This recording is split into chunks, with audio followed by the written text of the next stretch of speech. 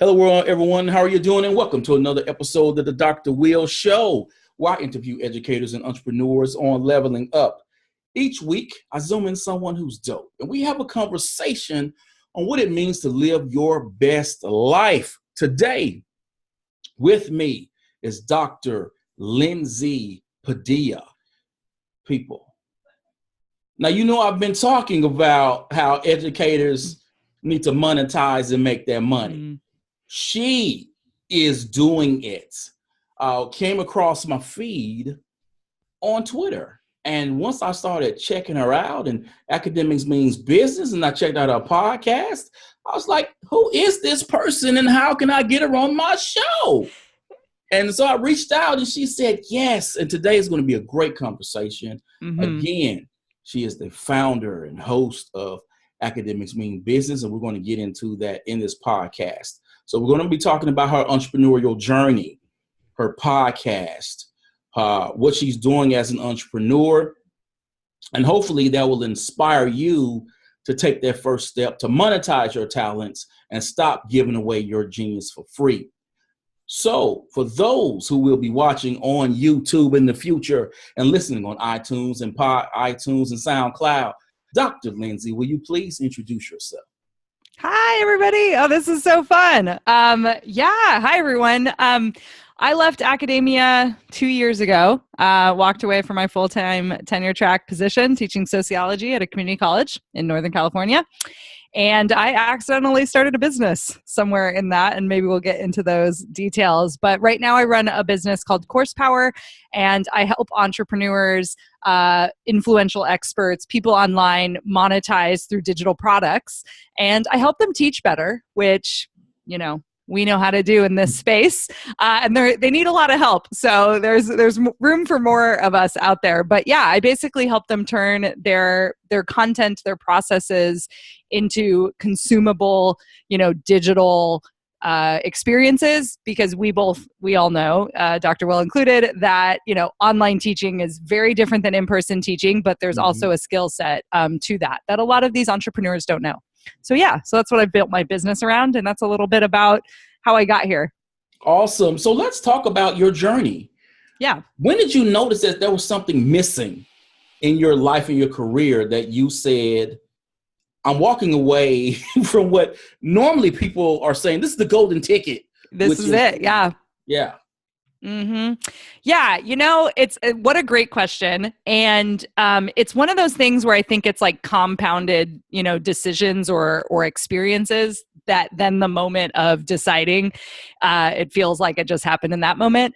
I'll be honest, I got my, I've completed my dissertation, defended my dissertation, my first semester in my full-time position.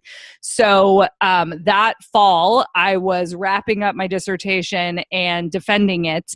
And I mean, I had spent the last 30 years in education at some point, right? Starting from when I was in kindergarten all the way up to me getting a teaching credential, going on to grad school and getting a master's in sociology, and then deciding to get an EDD in international multicultural education. So I just always did school.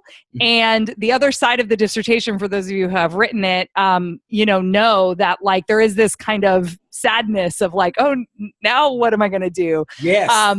Yeah. And so I found this weird space where I had created this writing practice in the morning because I was also teaching at the time. And so this is going to sound funny, but I started working out and like getting healthy. And it actually was through a multi-level marketing company, or, a network marketing company is sometimes what they're called.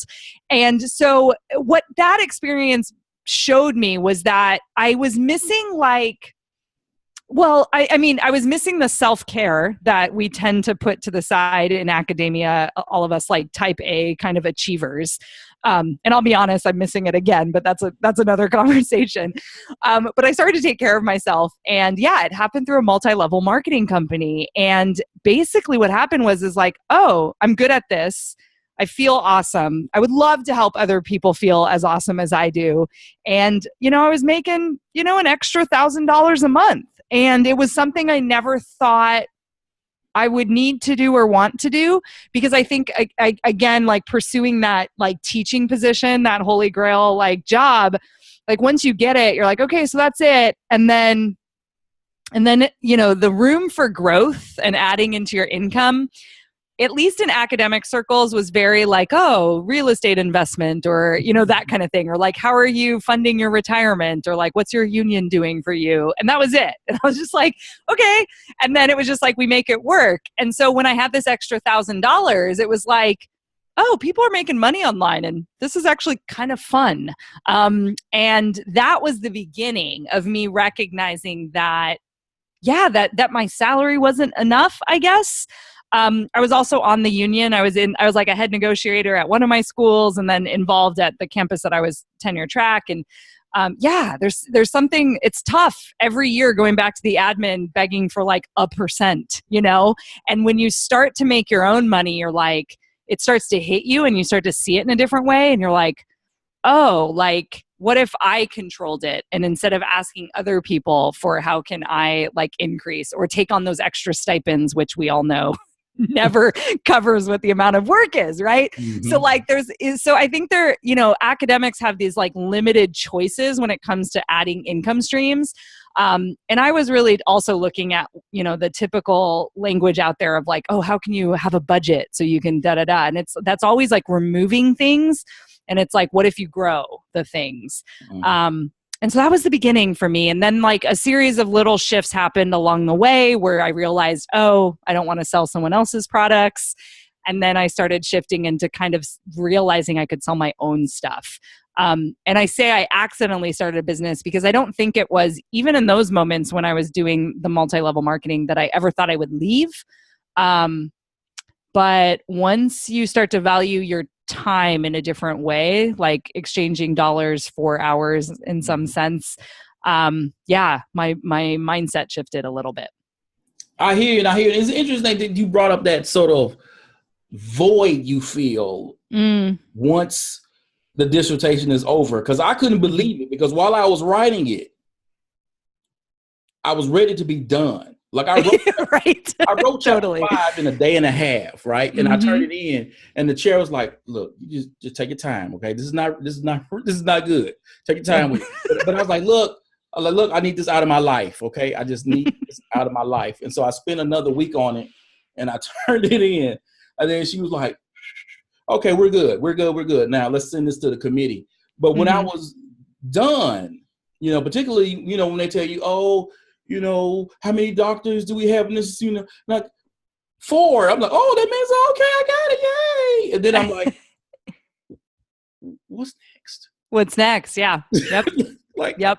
I've been writing almost every day. Like, wow. That is an unbelievable experience, because I don't think anyone tells you that this is going to happen. Yeah. Yep. And it's almost like anticlimactic too, right? Like then you defend and you get it, and then you're like, oh, like this is what I was working towards. I mean, it's always one of those things where you spend a ton of time on something, and then when it actually happens, you're like, oh, it's about the journey. I get it, everyone. But yeah, for sure. It was awesome. Awesome. So people, hopefully you're still with me. I know that we kind of jumped the shark a little bit, but how did you find your purpose, and how did you turn that into a business? I mean, I feel like I'm even more landing on it a little bit. So I'll be one of the first people to say that, like, sometimes that purpose might feel fleeting, and taking some of those actions makes you realize what it really is. And I'll also be honest and say that, I always felt that teaching was my deep like purpose, that was my vocation. And so what's happened is, it hasn't changed too much. I do feel like business has showed me what my gifts really are and how they can be best, utilized. And that in an institution, that wasn't exactly what was happening. I had a lot of freedom, and I think that's why, I became a professor, was to have a lot of that freedom. But there were some things that felt like I wasn't fully in control, and that at any moment, they could take away my healthcare, or, and we're noticing this left and right, that there is a lot out of our hands, even though it's a very comfortable job that a lot of people deserve. Like everyone deserves healthcare and everyone deserves like employment that is stable. So yeah, part of me felt a little guilty in that and like deciding to leave, but the purpose felt bigger than the impact I was going to make every semester in a classroom. And so turning that into a business, it was like, and that I think I've stepped even more to. Well, like it's more into, I'm stepping into a bigger version of who I was, you know, even when I first started my business. It felt like I was just kind of taking a leap of faith a little bit of like, this is something and I feel called to do it.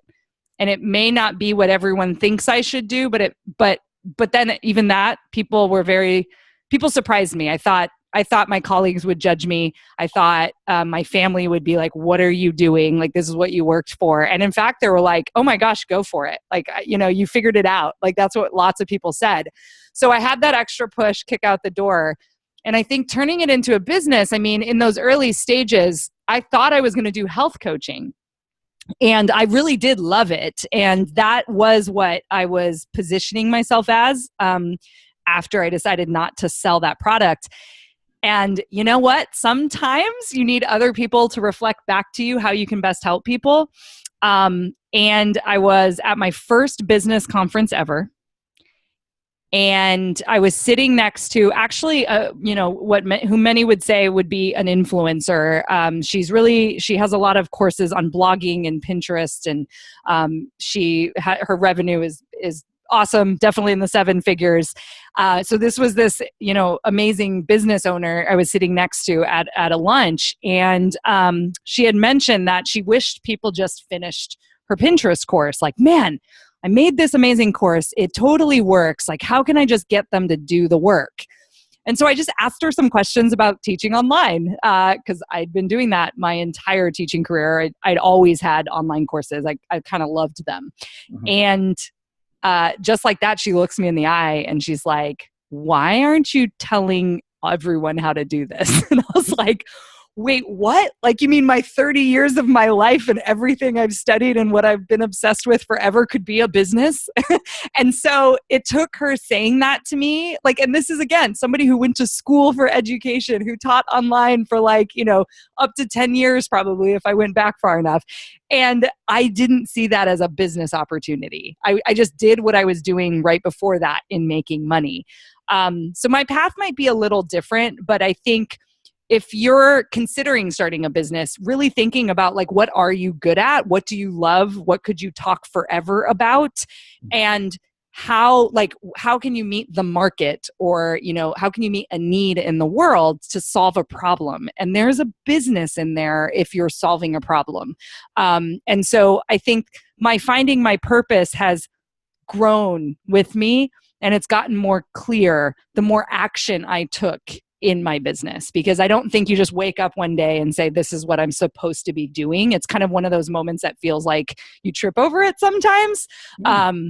And then there's the mindset stuff of like really going like, oh, wow, you know, my purpose may very well be showing other academics like how I did. That's a really big thing. And I could feel how big that was, but I also felt how big it is to help people teach better in these online courses that people are paying thousands of dollars for.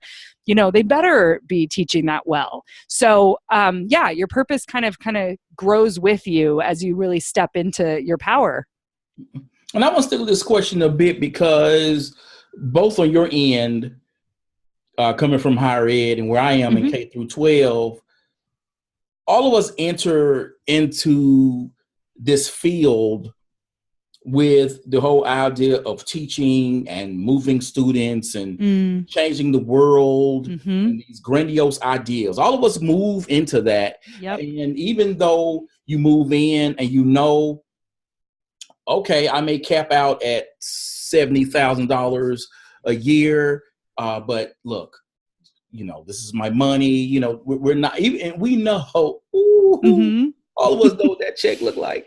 But none of us got into the field to make money. No. And so when you think of the idea of let me monetize my talents. Let me monetize what I'm already doing. Because as you mentioned earlier, when you were talking to that influencer, and she said, well, why aren't you doing this? Because this has been your life. Like, this is your skill that you've been doing.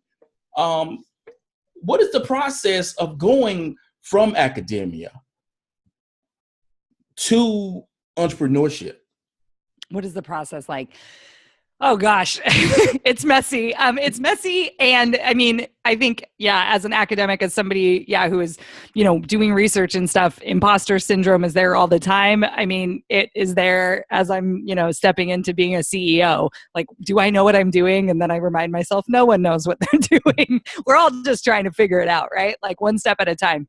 So the process is messy, but I think teachers and particularly professors, like in that space, I did do K through 12 for a hot second. I did do my teaching credential, and I heard about that on your podcast. Yeah, so I did do it for a hot second, so I have a taste.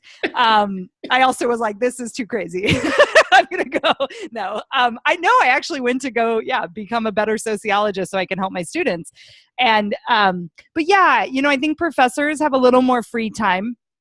That what I find, and at least in my experience and a lot of the folks I interview too, and I would say probably similarly for K through 12, is some of the free time that we do have, and I say free in air quotes, we actually like give back to the institution in some way, either through our students or through serving, right, the greater good of the institution. And that's awesome. And, that still needs to happen, but there was a lot of over giving, a lot of over delivering. And part of me started to say, well, what if I took back some of that chunk of time? Like maybe I don't need to be on 3 committees because my contract actually only says 1. Like maybe I don't need to pick up this extra course. Maybe I don't need to go to professional development this month because I actually could make a sale in my business that is the cost of whatever they're going to charge me at the end of the year. So these were questions I'd never considered before. And once I started to say, how do I fulfill my contract and do my job as a professor? Because that was still, obviously very important to me. But also, where am I maybe giving too much? And how can I take some of that time back and, put it in, reinvest it into myself, my talents, my business? And so that semester, when I had decided, because that fall semester was when I knew I was leaving, I started to make those kind of decisions. And it was around the mindset of like, oh, time is money. Now I know what that means. I think when you're a salaried professional, you don't really think about it like that. Like I never was really thinking like when I'm sitting in office hours, oh, this is $100. Like, why would I think that? Like I'm just serving my students. But when you run a business, it's actually very literal. Like, am I doing a task that I could hire out for cheaper, or am I doing a task that could potentially lead to thousands of dollars? And I'm just like, mine is being blown because when you get a paycheck, you don't think like that. When you work for somebody, you don't think like that. And so that was in there too for me. And so I think, that process was really unlearning some of the stuff that I thought around work and labor, right? Mm-hmm. And then also, recognizing, and I think it goes back to this impact piece and, to speak to how you opened, this is what I think makes teachers and academics and, at all walks of life, educators, amazing entrepreneurs, is because we know what it means to be passionate about something and really care about humans, just literally care about helping others. We come from a place of service. So when you put that into entrepreneurship, that really can benefit you because you can use your passion to fuel you because we know what that looks like. And then we're disciplined and educated and have a skill set that is really beneficial to entrepreneurship that I think some people that haven't, didn't choose a profession that served in that way or for those reasons that it wasn't about the money, it actually can serve you in entrepreneurship. But it is a double-edged sword because the other side of that is you tend not to see your talents as this thing that's like valuable or marketable or worth like money. And that was and is still something that I continue to work on because it is a money kind of mindset issue for me.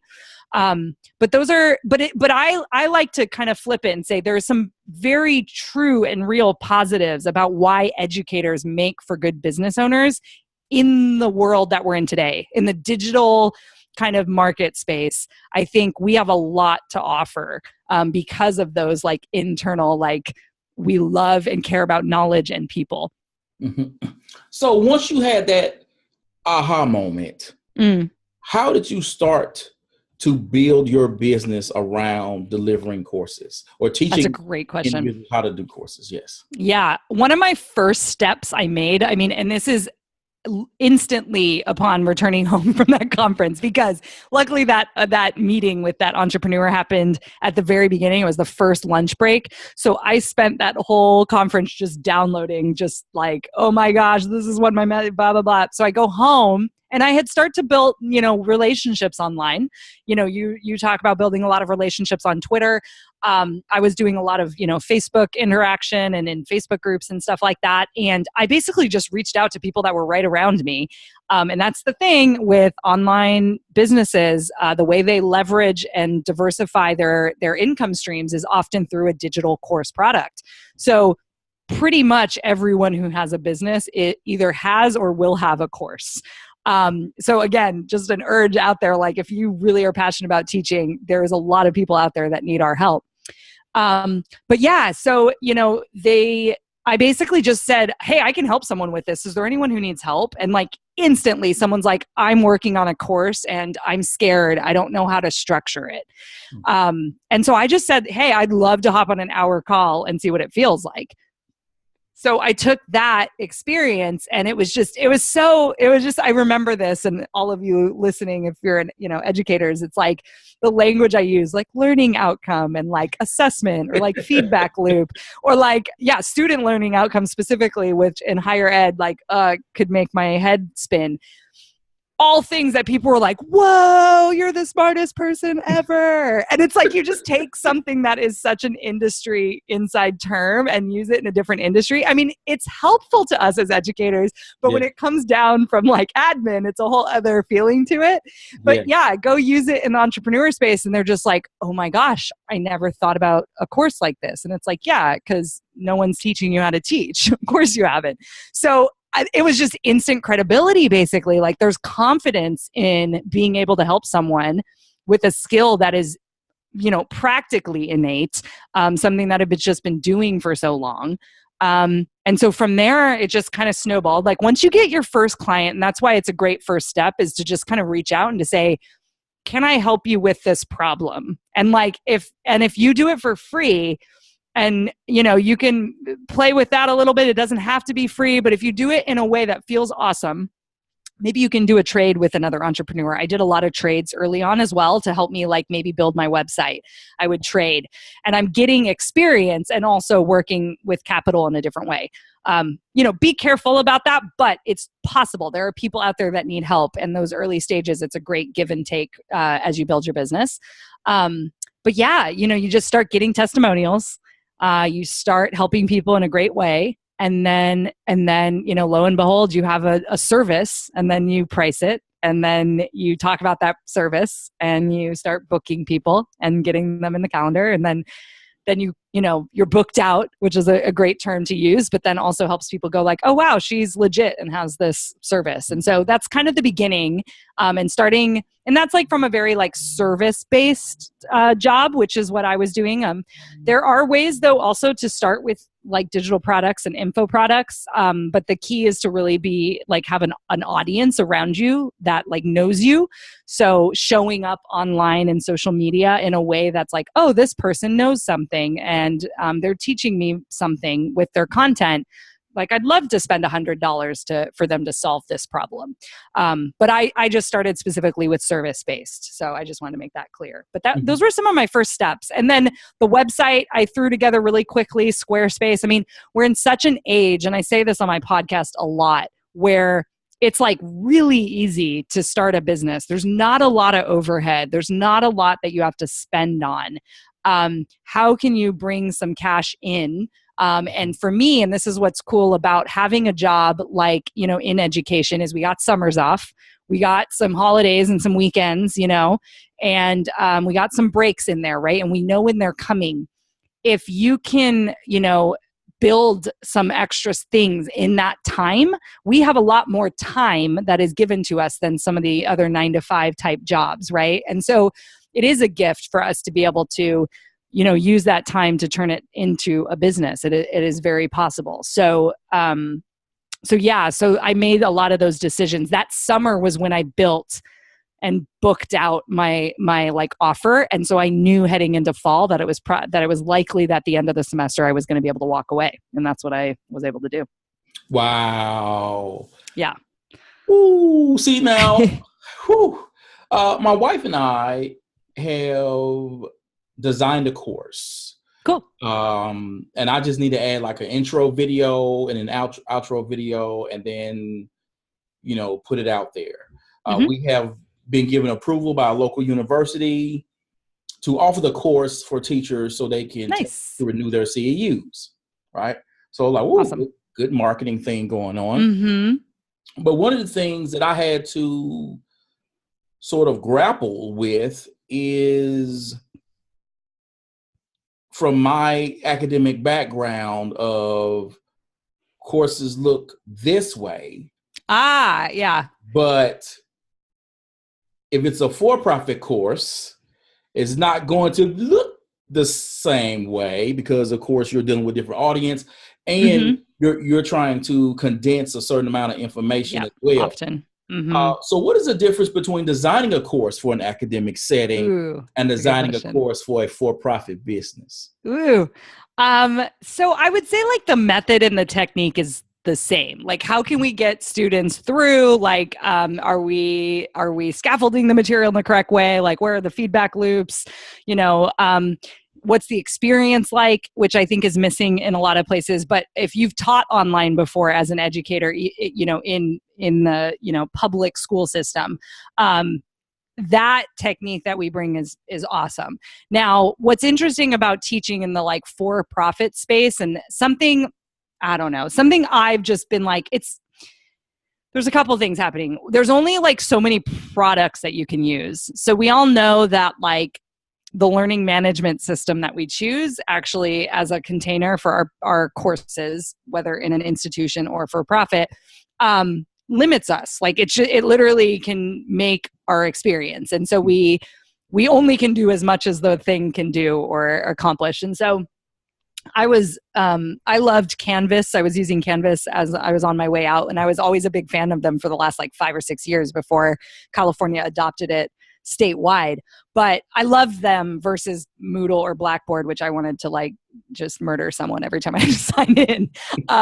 So I was into the like user experience, even just as a professor. And the marketing tools that we have access to, the ones that take payment to get access, they have to have like different tools in place. And so what I'm finding is that in the for-profit space, where you pay either a percentage of your course sales or a monthly price to host your course, they have to have a whole shopping cart situation, and there's like obviously like a page that is selling the person on the product, and like there's just stuff around selling that in an institution you don't have to worry about. So what I found is in the institution level, ed tech, like technology around online learning is pretty advanced. And a lot of these marketing people aren't giving you the same teaching tools that is very possible to have. And I loved the different tools that Canvas could do. I would have students like co-write stuff together. I would put them in group discussions. Like it was pretty cool, the stuff you could do with them. And they just don't have those kind of capacities in these like for-profit kind of systems that are being hosted. Yeah, you could host something on Canvas's free product, but you have to have the whole like paywall set up in the cart, and like, could someone get access to the course without, paying you first? It just gets a little bit messier. And so, going with one of these like marketing learning management systems is a choice. But I'll say this, now having been in the industry for 2 years, I really love Thinkific as a platform, and they actually totally realize that student success matters, which is also funny. But they're like, we're marketers who created a software and we don't know how to teach. So we actually literally don't know what teaching online looks like. And I was like, yep. And so the tool itself isn't developed to create this like really cool learning experience.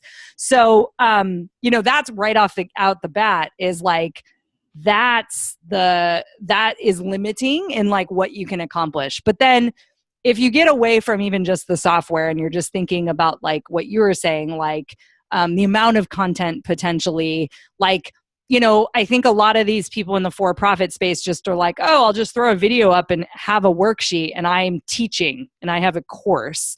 And to me, like, I think it's becoming more about the experience. And I would still say though that like you thinking about that as a teacher is already miles ahead of the typical person creating a digital course to sell. So I would say that there's less differences than you could think. I mean, there's a lot of freedom. Like obviously I think back to standards and like, we had course outlines at every section of the content that we taught as our subject. And, that was my standard I was to follow, but I had a lot of academic freedom as a professor. I do get to make a lot of choices about textbook use and, how to get students from point A to point B. So, I don't know if maybe college setting might be a little bit different in K through 12 in that we do have that academic freedom a little bit more. And so it fits a little into what it's like to design a course. But I mean, essentially you get to do whatever you want to do. So it's very flexible. So it's just keeping in mind, I guess, the result that you're promising in the marketing material and the one you get them on the other side. That's always the thing that I'm like paying attention to. Like, what is the transformation you're promising? Because then that's where we get into the selling and the psychology stuff on the front. And that's where as an educator, I'm like, wait, like you're promising this and like your course doesn't get you that. Now that feels out of alignment. That feels out of integrity. So the educator in me, like alarm bells. But that's a constant battle, I think, just in marketing in general. So if we're so focused on the marketing, we're just trying to get people in, it doesn't matter. And then, they just imagine the bell curve is what their course is. I'm just like, you guys have no idea, So I think it's less on the design of the content and more on, I guess the context, which you're bringing up a little bit around what it's like to sell a course. And it's cool that you mentioned the platform to the actual delivery for your course. So, my day job is an instructional technologist. So that, I know a lot of seen it all. Learning management systems. Yeah. And I just got my COOL certification in April. And in that, I had to design a course in Canvas. Cool. Now, when we started looking at, okay, on the business end, what are we going to use? We looked at Thinkific, Teachable. I thought about Canvas and Schoology, because our school has adopted Schoology. And then, of course, there's, free Google Classroom, which its organization is ridiculous. So I was like, okay, but it's free. Apparently they're working on something in the secret back end, by the way. I saw Google. What they're working on, and it's still garbage. Yeah. So much of their stuff has been garbage. Yeah. But anyway, so that's a whole other conversation. But, as you mentioned, when you're trying to go to use some of these established learning management systems that from the educational side, we have the experience with, the problem when using it in that corporate side, as you mentioned, is account creation and money. Because how are you going to take the money? Yep. And so I was like, oh my gosh, I said, I don't want to do this just to do with that. And then knowing my target audience, if I had to tell them, you need to create an account here and then go here, and then maybe go there, they're not going to be bothered. Yep. So I said, okay, let me use then I boiled it down to Thinkific and Teachable. Mm-hmm. And our courses right now is on Thinkific. Cool. Because I liked it. What I don't like is the teachers or your students cannot submit stuff. So we had to do a workaround in terms of putting a Google Doc in it and saying, you grab this and submit it this way. Because I was like, I can't just, like, this course needs to have engagement. It needs to have. Yes. And that's what they're missing. And they don't realize. They thought a course was like a video and a worksheet. Like, but that's the thing, is you're going to hand a worksheet to someone and then what? They're just going to do it and not get any feedback. Like the whole, like even the concept of feedback is just like totally missing. I'm glad you went with Thinkific. Those two are the big, like whatever, they go head to head. I just like the guys behind Thinkific, the people behind it. And their new mission of realizing that it's about student success, and they're being very public about that. And there's definitely still some problems with the platform, but people like us, like educators like us, could actually help them. And I'm happy to introduce you to some of them. And I know I also know some people that do some coding on the back end too that can make it actually really awesome. So, but they are listening to people who know how to teach. And if you ask for something like a submission, which I've actually seen people ask for, they're also starting to work on like splitting people into cohorts and like little things like that. They're starting to like incorporate, and now they just don't know why. And they don't know, like the typical marketer who's made a typical course doesn't even know how to create a lesson plan that uses some of the cool features that they could have. And so I think there's a lot of growth for them, and they're in it. They're realizing how poor, the completion rates are. And they're like, hey, like, yes, we want course creators to make money. And that's part of what we're doing. We want teachers to be able to make money, but like, we also want the students to finish. So that shift for them has been really cool. So they're great people too. Awesome. Yeah, I definitely like to talk to them because, when you, like, our course is on blended learning. And one of the first, of course, there's discussions, and Thinkific has this, ways for them to have discussions. But the first assignment is for them to submit a blended learning lesson plan. And we were like, well, they can't the lesson plan. Like, what are we going to do? Yeah. So we had to find a workaround with that. And I'm just wondering, like, why wasn't that even considered? Because you know why? I can tell you. And this is my guess. I mean, because people have been designing courses and making money on courses for a while now, right? Probably 10 or 15 years. So it's reaching some sort of level of maturity from the entrepreneur side. My guess is everyone talked about courses as being quote unquote passive income. And like, it was all about like, sipping a Mai Tai on the beach and like, oh my gosh, you can make sales while you're sleeping. So people are like, oh my gosh, I want to make a course. So all of a sudden everyone goes and makes a course. And then now people are starting to realize like, oh, there's a lot of crappy courses out there. And the consumer is now more knowledgeable. They see the other side of this.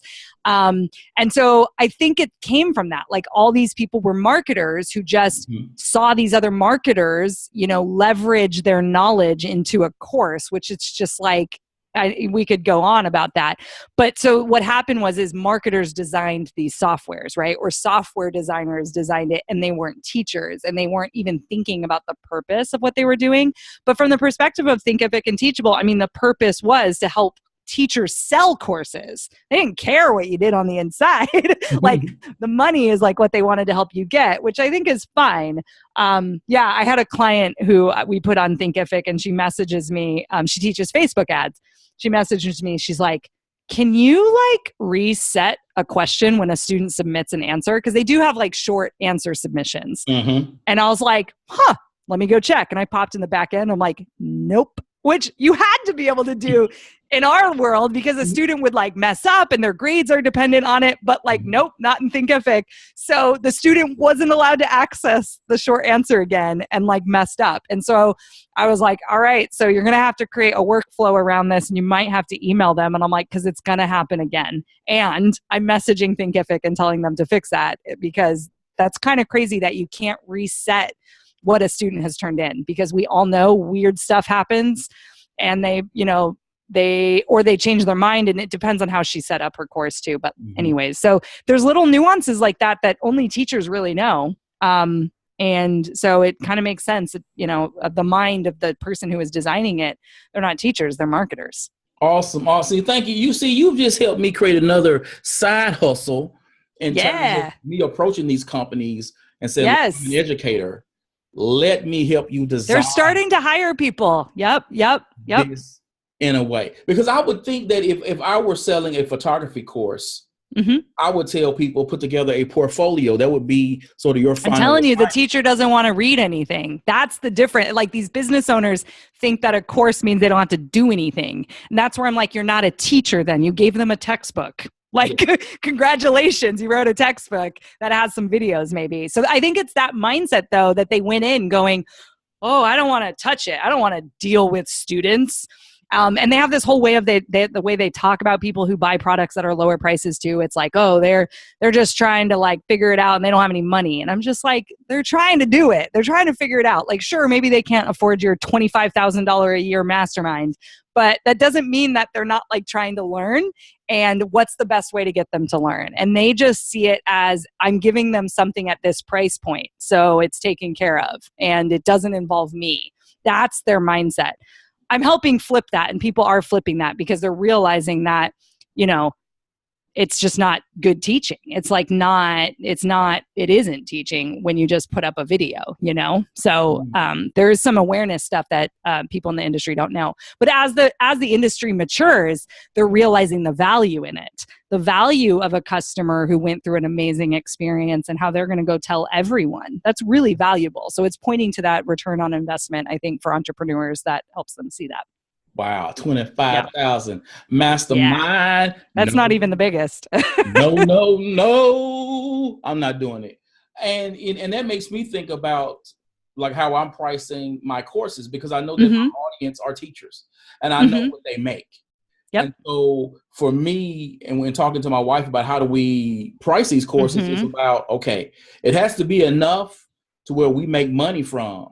Yep. And that they commit. So like there is a flip side of that. Yeah. Yes. Like if I gave you $5, like, but if I gave you $100, if I give you $200, like I'm going to show up. Like I obviously really care about solving this problem. Yes. But I also want them to be able to afford it, because exactly I know what we make every month. And so, and because this course is geared towards teachers in our state, I know what they're making too.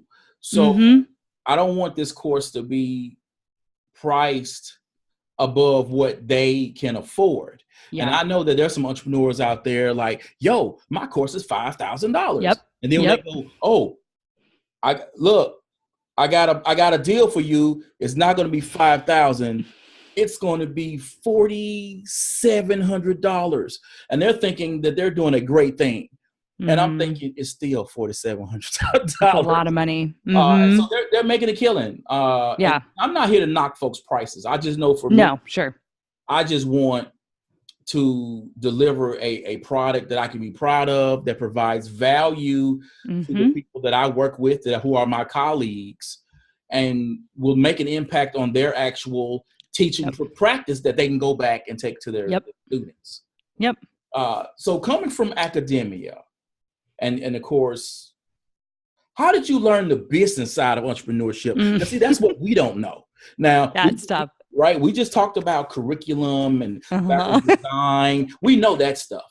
But the business piece, lead generation, the whole email list, and invoicing, and taxes, and all contracts, that stuff, right? Contracts. We don't know those things. So how did you learn the business side of entrepreneurship, and what are some of the common mistakes that you see other academics having on the business side?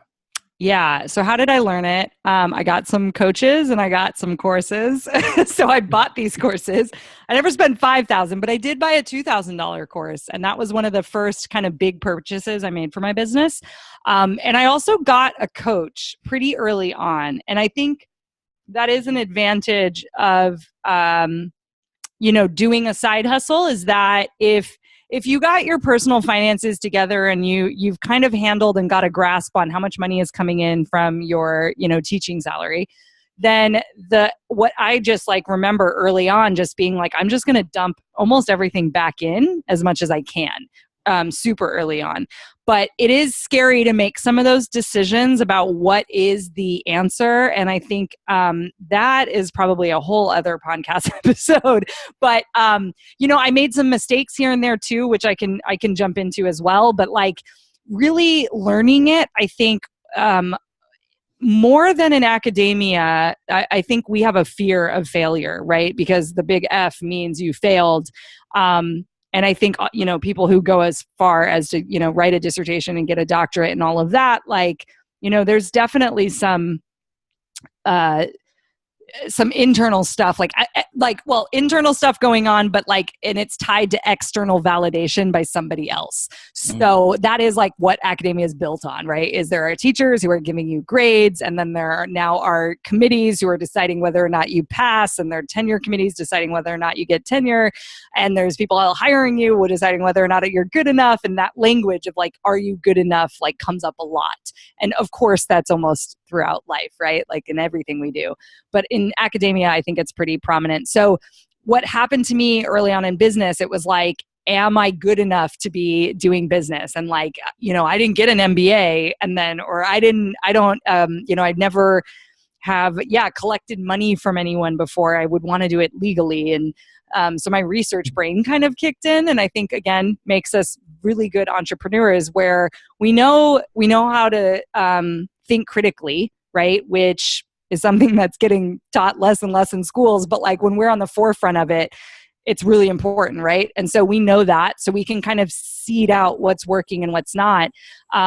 But I bought a course or two, and I got somebody, paid somebody to guide me through the process who was a couple steps ahead, and they coached me through to make me see what moves to make. And that was really helpful. And I pretty much had a coach or some version of like a mastermind where I have people a couple steps ahead of me who can tell me what they did and what worked. And that it helps. It helps. And so I learn from others. And that I think is a big part of teaching, right? We learn in community, we learn, with each other, and we learn by ourselves, like in our own markers of what our standards are, right? And our research that we do. So it was kind of a combination of all of that, but the resources are out there, and the resources are out there and are free in many cases.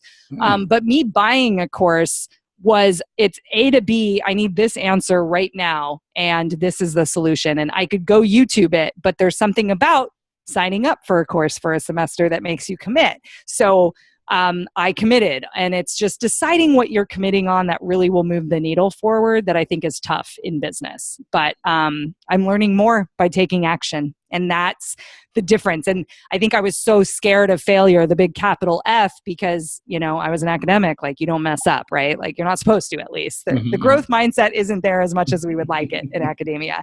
And so learning and recognizing that failing in business wasn't really failure at all, but was just a lesson that we can get in like, oh, this didn't work, and being okay with that. So a lot of personal development happening in running a business for sure. So let's get into academics means business. I enjoy this podcast, people. Yay. It's the name of your podcast, as I mentioned, and you also have a Facebook community that you start. What was the story behind starting your podcast? Who do you interview? And what do you hope your audience learns from your interviews? That's good. I could do a whole podcast episode about the story behind it. The fastest answer is, do you know who Gary Vaynerchuk is? Yes, the curse man. Yeah, the curse man. Yes. Don't love everything he says. I'm not, definitely not not into the hustle or whatever his whole thing is, so take that with a grain of salt. But he's very popular on social media, and he writes about putting out content, and he's built these large companies. Anyways, I saw him at an event, and I was able to ask him a question. And so I asked a question. It was basically like, should I go do and, really stand out as this like online course creator for entrepreneurs? And I have this way that I think I could do it. Or I also have this inner feeling that I wish I could help other people that are like me. And he's like, go do that right now. And And then he was kind of like, I was like, oh, but it's so easy. Kind of what you're bringing up. Like, it's so easy to sell to entrepreneurs. You don't want to sell to teachers. Like they don't have money or they don't want to buy. And he's like, I'm telling you, it's going to get a lot easier. And that like language was like, oh yeah, I'm evidence of something's happening, right? There's a lot of PhDs running around without jobs. There's a lot of part-time adjuncts that may never get that job. And then what do they do next? And it's like, oh, I could really help people. And it was just this like overwhelming feeling of like, oh, that's what I'm supposed to be doing. And then even after I took pictures, he took pictures with people and he like shook me and he's like, go do this right now. And so when I got home, I was like, what's the easiest thing I can do? Because I'm not going to just like blow up the business, because this is my income now for both my husband and I, which I know I didn't bring up in the beginning, but we're both doing this. Who was also an academic PhD physics, tenure track community college professor, but no big deal. I was just like, I just want to talk. Oh my gosh, there's more of me. That like, it was just this like, I want to get on the phone with people like Dr. Will. Like, let's hang out and talk about the craziness that is running a business and like knowing what it's like to teach and like, and be an educator and be an academic. Like, I just want to hang out with these people. Oh my gosh, I'm not the only one. And so the podcast was born out of that and just being like, I don't even want to sell anything. I don't even like, I knew it's going to become more, but it was, I just want to talk to them and I just want to be in a Facebook group with them and I just want to hang out. And so that is, it's the story. It's telling the story like you do on your show. Similarly, it's like, how did you make these decisions? Like, what was going through your head? Like, what were you worried about? What were you, what were your biggest fears around doing this? Or like, what have you learned? Like, how can you, and that it just flowed from that. And, I just want people to walk away going, like, as they listen to my podcast, I just want them to be, inspired to know that, they're valuable, that all the work that they've put in is valuable.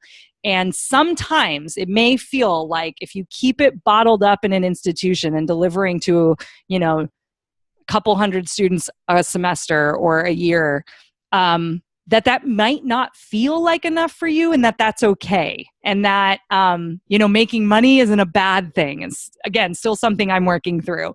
But those kind of things, like, I just want them to know that there's another way, especially if they haven't found their job, or especially if they're, because in academia, there's a lot of, and there probably is in K through 12 too, but there's a lot of abuse, like in so many ways in these departments with other faculty members and things happening. And it's not necessarily the safest place for everybody. And so just to let people know that there are other ways of being as an option, and that their PhD and that they studied some niche, English lit thing or something is okay. Like there's skills behind that. The only answer isn't just being a professor. And I think in academia, that's a very like, that's like often why we did it, was like, oh my gosh, I just want to teach this to others. And I think the education system is going to be shifting. And so this idea that the MOOCs, like, which I'm sure you were even involved into, like even thinking back to MOOCs, like people want knowledge. And maybe it doesn't have to be tied to some credentialed piece of paper. Like, and so my husband, is working on starting something around teaching teaching physics, like mainstream physics for the everyday person. Totally can find stuff on YouTube, but what if it was a community with a professor where you can ask him anything and, that kind of thing. And I feel like people are thirsty for that knowledge. So even subject matter knowledge is something that's sellable. And I think it's going to be more and more sellable. So yeah, just that reframe. I just want people to leave going like, that's possible. And I'm not the only one who's ever thought this or felt uncomfortable at my school or bigger than my institution or something like that. Yes. And it's sad that universities, for the most part, do a disservice to those folks getting those doctoral degrees. Yes, the grad system is a whole other conversation. Right? In terms of career development, not saying, listen, very few of you would be tenure track. We'll make it. Professors. So the vast majority of you need to figure out where to go. Will you work for a for-profit company and use your subject area knowledge with some of these textbook companies and help them create curriculum? Will you start your own business? Will you work for an ed tech company? Will you go in the government? Whatever the case may be, but to get them to thinking of that entrepreneurial mindset of don't wait to be chosen by a university, because more than likely it is not going to happen. Yep. Yes. Because I remember when I spoke to someone about an adjunct position, and then he gave me the salary for that. And I was like, yeah, part-time lecture teaching is very interesting how they've positioned it. I mean, that's a whole I specifically am in the community college system in California, which is large, but it's sad because the state schools, they're funded. So, it is the open education system where anyone can go back to school. Like, that's why I wanted to teach there. It was for everybody. And it was all about moving forward and getting an education. And our school, our state was subsidizing that. And California has still one of the lower ends of how much it costs per unit to attend. And the state was paying for that. And so what we're seeing happen is, even the school that's supposed to be open access is starting to close doors, and the faculty, strong unions in lots of these places to have a predominant full-time workforce or teacher force. And there's laws that California put into place that I think it's called the 5150 or something, where it's 51% of the budget has to be spent on teaching. And so we have all that stuff, but we're teetering and not only that, now at many institutions, there are 60 plus percent are all part-time faculty. People are doing research. How does that impact the student when their teacher flies in, teaches, and flies to the other school to make the ends meet because they don't have the one job? And at my school, they didn't even pay adjuncts to have office hours. So there's literally a teacher who is teaching a class who doesn't even have availability for their students after. And that was just bonkers to me. Now, every school makes different choices because they run their own budgets, but these are the things we're facing. And it's that's the kind of stuff where they need to figure that out. And what are those people going to do that put everything to that paid? And then my generation is coming up with lots of student loan debt to get there too. And, and so, if they're not making ends meet and they're, highly educated and they've gone through the school system, in that case, they might have, truckloads of debt on top of being paid what ends up in many cases being minimum wage when you break it out of what they do every day. And then the actual driving around by campus and stuff. So there's some structural things happening in the labor market that I'm just recognizing that this work that we're doing online, making things accessible to help people do their jobs better, like what you're doing, helping teachers in K through 12 classrooms, apply, your knowledge, how that's going to help them free up time for their family and all of that. I mean, that's a real positive, and that's a real solution and problem that we're solving. So the education system is definitely shifting and changing. It'll be interesting. So I definitely feel like we're on to something here with us being involved in starting our own businesses, because if people are going to start selling, not for-profit college, because that's another whole other podcast that we could talk about. But if they're starting to teach online and people are paying them, who should be in charge of what that looks like? I think teachers should. So we should be owning that and getting that business sense. Education has been a business for a long time, whether we want to admit it or not. But yeah, and how can we keep public education? That's so can you be making money and start a business and also believe that public education should be open and affordable and all of that? Yes. And so our voices are so important in this national conversation around that. Anyways, that's a whole side thing, but something I get fired up about. I hear you. So, yeah. Recently I became a member of the AMB Facebook community. Oh yeah. How are you using the community to spread the message of Ooh. entrepreneurship? That's a really good question. I'm talking with my team a little bit about that, actually, like what is the future of that community? We created it, I want to say in like April. It hasn't been around too long. So my podcast has been around since January of 2018 as we're recording this. And then I think I opened the group in April or May and started, pushing people to the group on the podcast. And it's been fun. It's in many cases, people feel like that's one of the only places they can post about specific things happening in their academic life and so I want it to be a space where people feel like, oh, only you guys will get this because yes, I'm running a business and like learning how to do webinars and setting up email campaigns. And like this happened at my institution, and I feel like this is terrible. And then we've also had like support happen where a woman decided not to submit for tenure review. She was at that point.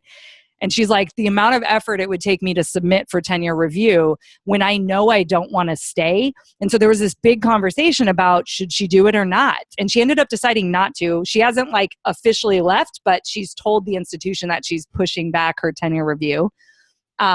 This like strongly worded, cold email from her VP was just like, you have two options. It was like terrible sounding. And she's like, this is what I was just sent. And we're like, man. And so it's that kind of stuff where we're negotiating both worlds that I just want people to feel like, asking about how do I pay for healthcare, right? When I used to have amazing healthcare and we decided not to, what am I doing for that? What does that look like? Just being coming from a place of common identity, background, experience, and helping each other build businesses, because I do believe our knowledge is valuable and credentialed, educated, smart, professional people should be teaching some of the stuff we know and not leaving it to these people who don't know how to do it. And so it's really important to me. And so I think that I want us to lift each other up. I feel like it's a really important thing.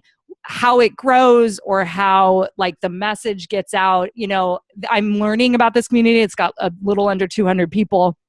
I'm learning about where they are in business. I'm not really sure how they're finding my podcast. Like, how it is to have a podcast. You just kind of like feel like you just hang out with people a couple times. Then to know that there are other people listening is kind of a weird thing. And so I'm learning about my audience and how I can best support them and, how we can use each other and help each other in this community. So it's a work in progress.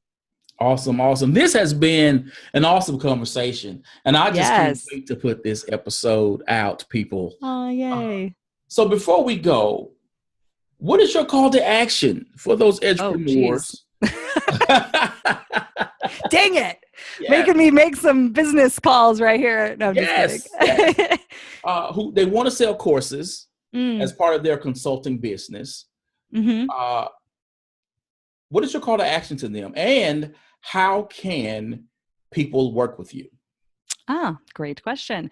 I think the best thing, definitely check out my website, Lindsay M. I have my middle name initial. I lost lindsaypadilla.com. I used to have it as a teacher. And then I was like, oh, Canvas is awesome. I don't need a website. And then someone stole it from me. So I have my middle initial. Go buy your domain. If you're listening to this now and you don't have a business, do that right away. So check me out, check out my website with our services that we're doing right now. We really specialize in actually helping people that have audiences, get a beta version of their course out there first, which is kind of like their test run. And we teach the strategies to pool student feedback in order to create your finished product. I don't want my people creating their courses before they're selling them. So, that's something I learned through the work I did. So if you're interested in working on that, we can definitely help you. If you're an academic or a teacher who's just starting to grapple with this idea of entrepreneurship, please join the group, actually. I would love to have you in there. There's a lot of people at all different stages, and we help each other with bios and, website copy. And we're just trying to, give each other a leg up and, share our messages with people, like how I would love to point people to to people who are educated, running a business, and doing amazing work with some really strong content knowledge. So, being in that space, I think would be very helpful for a lot of people. I do some coaching on a very specific kind of, I don't have a ton of slots open for it, but I do some coaching around kind of starting a business as an academic or transitioning out of academia. If you want, someone to bounce ideas off of, I do that too. Just reach out to me personally. I don't have it listed anywhere, but I have started working with people. Awesome. Thank you, Doc, for coming on the show. Yay. Well, I got to have you on mine. So we got to book right after this, you on my show. That'd be amazing. Fantastic. That'd be fantastic. Now, people, you know how I do this. The video cast is going up on YouTube. I need you to subscribe, leave your comments. The podcast itself is going on iTunes, SoundCloud. I need you to follow, subscribe, leave your comments. Your boy's trying to get Oprah on the show, and I need her to know that I'm doing it big around here. Mm-hmm. Again, I would like to thank you, Dr. Lindsay Padilla, for coming on the show. People, as always, invest in you. EDU. Peace.